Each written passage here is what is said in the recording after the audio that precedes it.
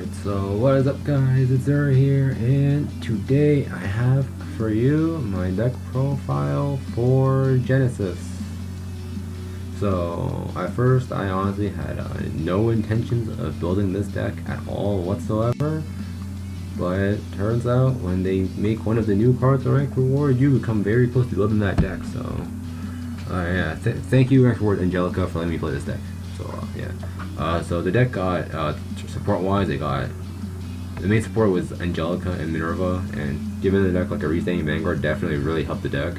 Before, the deck really didn't have much of any kill pressure, or like really low amounts of kill pressure, but now having a restanding Vanguard gives you that extra attack that you need to like close games and stuff like that. So yeah, the deck just became a lot more solid. Definitely a pretty okay deck for now, and getting like any of the ultra bursts for free because the Minerva event was definitely really cool of them to do.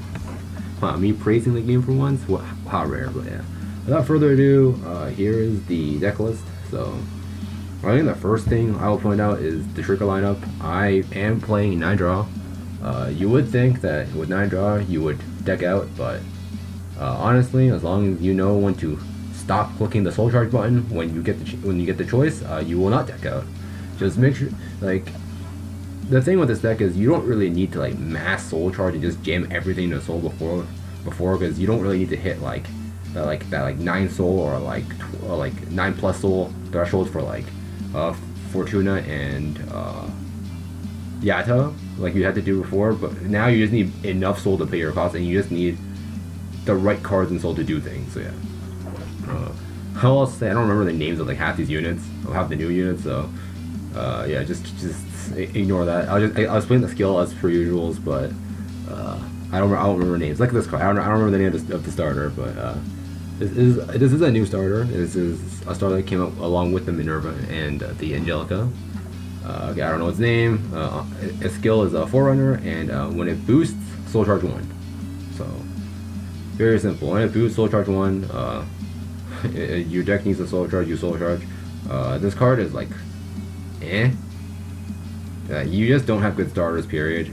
Like Genesis has really like whatever starters. I would play the GOAT or whatever the clone for this deck is, the Great Researcher for this deck, but that one counter blast does make a difference sometimes, because sometimes you just needed that one extra counter blast to do like an extra Fortuna, not Fortuna, extra Chamomile, an extra Melissa, and like the GOAT took up the one counter blast, and now you can't do it. So yeah, that's why I choose not to play that. You can play the Cinnamon as well, but Cinnamon only gets you 2 soul. Yes, it's 2 clean soul, but at the end of the day, like I think this card does a little bit more work for the deck, because you can get a little bit of extra soul, and since it's on boost, you can just choose to not boost with things, to not soul charge sometimes. So yeah, your starters kind of all suck. So this is like the best, is the least bad starter out of all your bad starters. So yeah, I'm gonna stop the grade ones. PGs, you play 4. A PG is a PG. I don't really need to go in depth about that. I'll go over the old cards first. The Melissa, so her skill is a soul. When she's soul blasted, you counter blast 1. You call her and she gets 3k. So 10k booster when called from when you soul blast her. You usually use her and Chamomile to reset a lane to make 22 to like hit over defenses and stuff. Or sometimes you might call this over the starter, which you do put behind your Vanguard to get like to scale your lanes better, or just to have a booster that you can boost with that doesn't soul charge you a card. But yeah, this card is versatile in general. If you're missing Chamomiles, you can technically use her to swing with. You can put her in the front. Yeah, she's not an intercept, but sometimes if you just need that extra attack to win the game, you don't care if it's an intercept or not. So yeah, it can be a booster, it can be an attacker and call from soul. It's one of the primary things you want to get into your soul, and it's your main ride target at grade 1 as well. It's like if you had the choice to ride this or something else, you will always choose to ride this if you have this in hand. Actually, yeah, like you want one of these in soul, or at least one of these in soul. So yeah, that's why we play 4 of her. Next off, a card that you don't actually want in your soul is the Cider. So her skill is, on play, you give your Vanguard the skill during your opponent's turn. When your rears are retired, when your rears are retired, or when your PGs are procced, they go into soul instead. So this is the Yatta skill. The skill where like when your rears die by your opponent, or when you proc your PGs, they go into your soul. So yeah, this card's really nice because it helps you set up Chamomiles, Melissas, Grappas, Valencias. The new grade 2 that gives your Vanguard when attacking Vanguard Tower card. Just a really, really nice card. This card's really good. As you can see, I only have 3, but I think this card is a 3/2/4 of. I would not play any less than 3 of this. This card is amazing. The only problem with this card is that if you're forced to ride it, it super feels bad because not only does this card do nothing in Soul, it's you have to ride a copy, therefore you lost a copy of this card. So yeah, I only play 3, but if you really like this card, I definitely think there is an argument to play 4 of this card. And who knows? Maybe 4 is optimal. Who knows? And then to fill in the slots, I play the Valencia.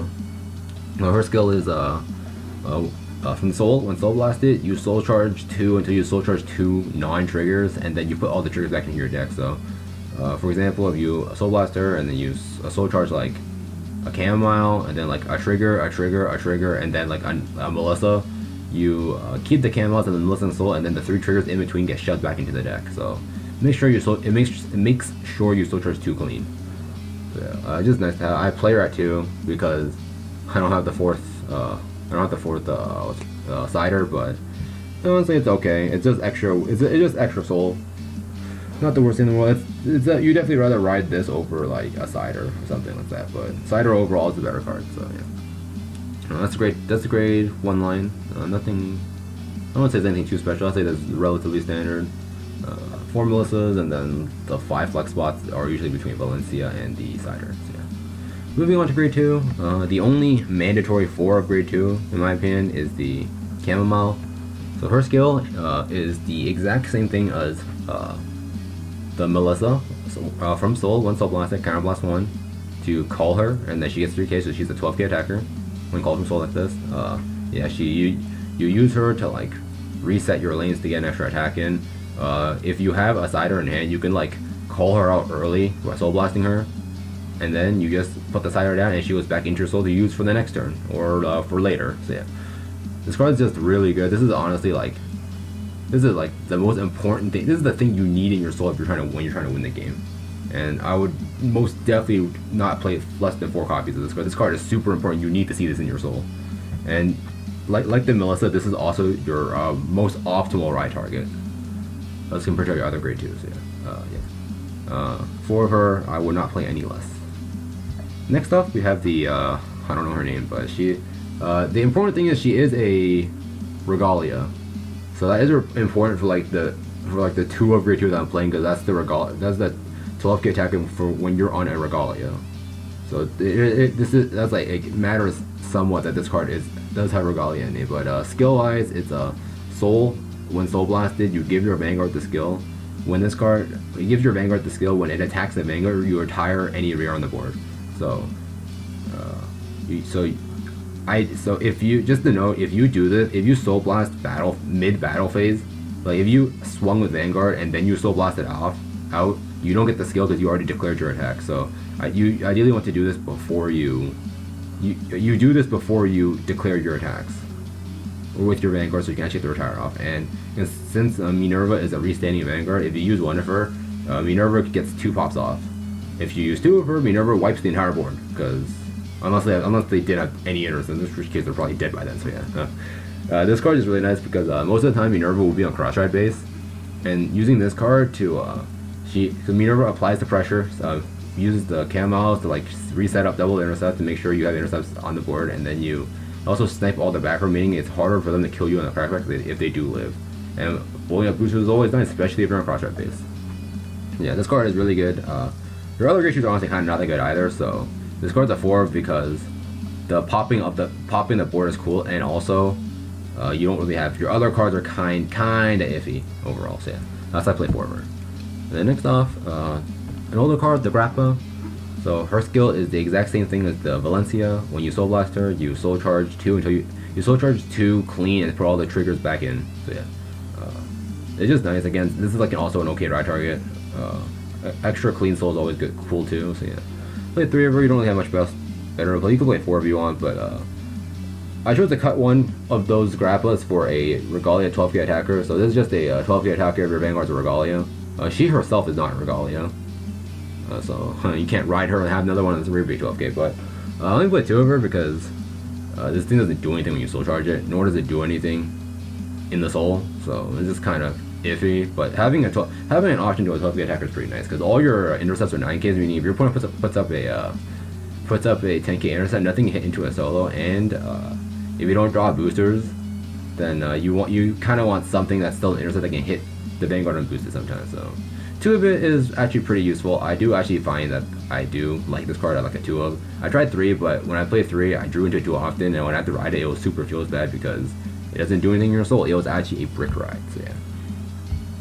2 is nice. If it did something in soul, I'd probably play it at 4, but it doesn't do anything in soul. That's why it's only at 2 of. Yeah. Yeah, this is a great 2 line.